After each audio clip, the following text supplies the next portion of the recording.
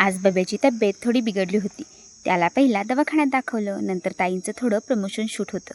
तर लोकेशनसाठी आम्ही निवडलं होतं हरिपूरमधील संगमेश्वर मंदिर आणि त्याच्या बाजूला असलेला निसर्गरम्य घाट परिसर.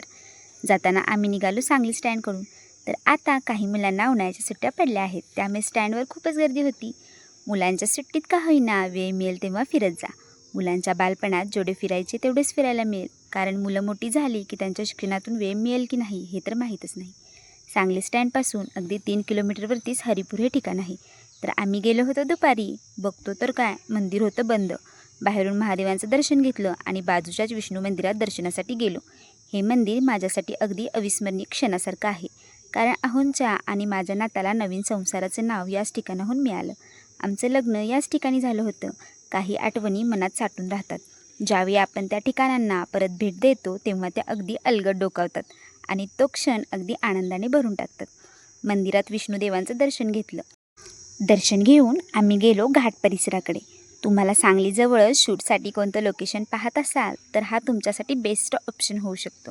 या ठिकाणी तुम्ही सकाळी 12च्या आत किंवा 4 नंतर आलात तर तुमचे फोटो सेक्शन अगदी छान होईल. आम्हीही खूप सारे फोटोज काढले, कारण नंतर हा क्षण कधीच येत नसतो. आहे त्या आठवणी साठवायच्या असतात. येथे कृष्णा आणि वारणा या नदीचा छान असा सुरेख झालेला संगम तुम्हाला पाहायला मिळेल. नंतर म्हणत सगळंच नंतर होतं. नंतर वेळ निघून जाते, नंतर वय निघून जातं, नंतर इच्छा संपून जातात, नंतर शरीर कमजोर होतं, दृष्टीला दिसायचंही कमी होतं, नंतर हवी वाटणारी गोष्टही नकोशी होते, नंतर जबाबदाऱ्या वाढतात, केस पांढरे होतात, फिरण्यासाठी गुडघेही चांगले राहत नाहीत, नंतर करत आयुष्यच उरत नाही.